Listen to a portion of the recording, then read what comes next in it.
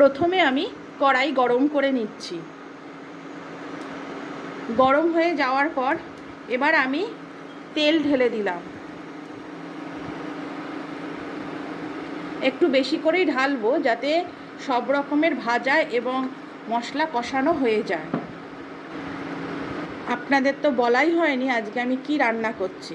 আজকে আমি রান্না করছি এঁচোড় চিংড়ি। তেল আমার মোটামুটি গরম হয়ে গেছে। এবার আমি চিংড়ি মাছগুলোকে তেলের মধ্যে ছেড়ে দিচ্ছি।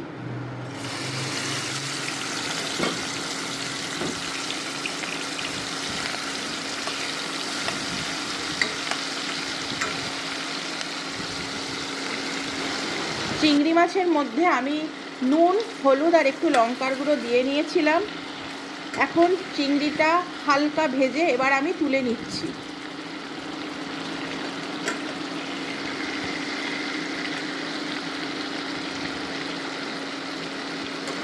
চিংড়ি মাছ আমার তোলা হয়ে গেছে।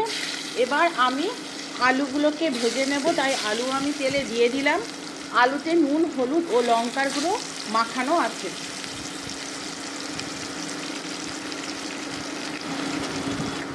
আলুটা আমার লাল লাল করে ভাজা হয়ে গেছে। এবার আমি এই আলুগুলো তুলে নিলাম।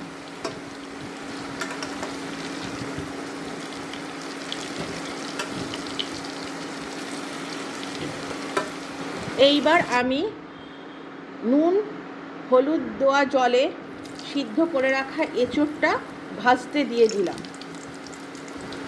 আজকে আমার এঁচোড় এবং আলুগুলো একটু বড় বড় করেই নিয়েছি, যাতে মাংসের মতো দেখতে লাগে। এঁচোড়গুলো আমার মোটামুটি ভাজা হয়ে গেছে। এবার আমি এঁচোড়গুলোকে তুলে রাখছি।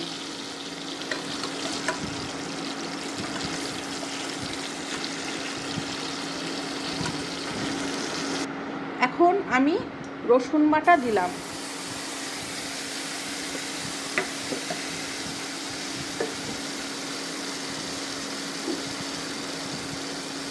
আমার এঁচোড়, আলু, চিংড়ি সব কিছুই ভেজে নেওয়া হয়েছে। এরপর আমি মশলা কষানোর জন্য একটা একটা করে মশলা দিয়ে দেব।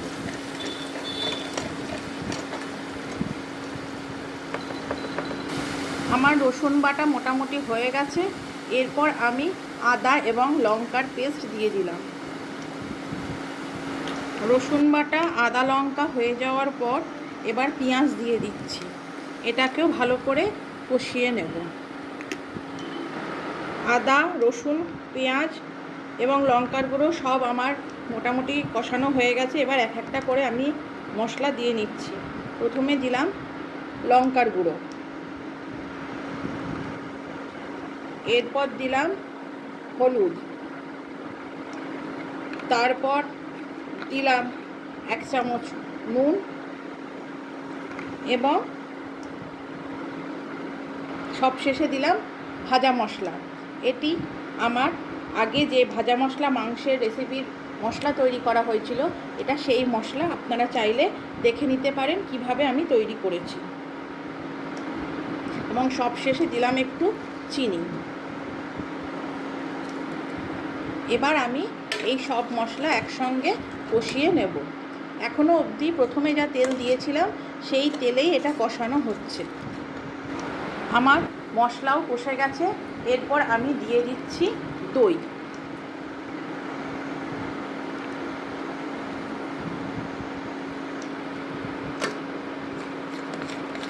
দই দিয়ে সঙ্গে সঙ্গে নাড়তে হয়। যদি না নাড়া হয় তাহলে ফেটে যাবে। সেই জন্য আপনারা দই যতক্ষণ না মিশবে ততক্ষণ আপনারা নাড়িয়ে যাবেন। আমার মশলা মোটামুটি তৈরি হয়ে গেছে। আমি অবশেষে কাজু বাটা দিচ্ছি। এটা কোনো ম্যান্ডেটরি ব্যাপার নয়, আমার কাছে ছিল তাই আমি দিয়ে দিলাম। অল্প একটু আমার কাছে ছিল তাই আমি দিয়ে দিলাম।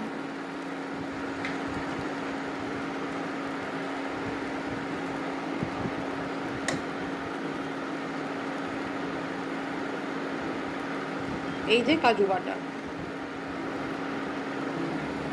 কাজু বাটাটা এত টাইট হয়ে গেছিলো, জল দিয়ে লিকুইড করে তারপরে দিলাম। এই হচ্ছে কাজু বাটা। ভাজা মশলার গন্ধ এতই সুন্দর, এখন কষানোর পর যে গন্ধটা বেরোচ্ছে যেন মনে হচ্ছে মাংস রান্না করছি।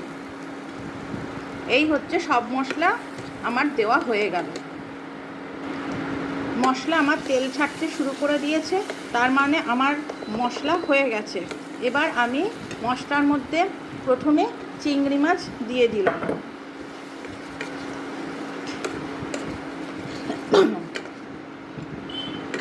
যাতে এই মশলাটা চিংড়ি মাছের মধ্যে ভালো করে ঢুকে যায়। এরপর আমি এই আলু যে ভেজেছিলাম সেই আলু ভাজাটা আমি এর মধ্যে দিয়ে দিলাম। আর এই আলুটাও আমি ভালো করে মশলার সঙ্গে কষিয়ে নেব। এরপর আমি কষানোর জন্য এঁচড়গুলোকেও দিয়ে দিচ্ছি। এবার সব কিছু আমরা একসঙ্গে কষিয়ে নিলাম।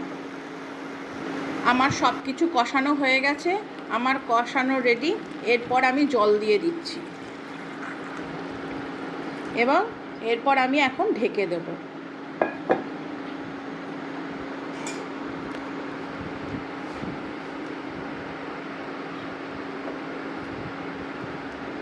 যতক্ষণ না হবে ততক্ষণ এই ঢাকনা দেওয়াই থাকবে। আমাদের তরকারি রেডি। সর্বশেষে 1 চামচ ঘি, গরম মশলা এবং একটুখানি ধনেপাতা ছড়িয়ে দিলাম এবং একদম মাংসের মতো আজকে এঁচোড় চিংড়ি আমাদের রেডি।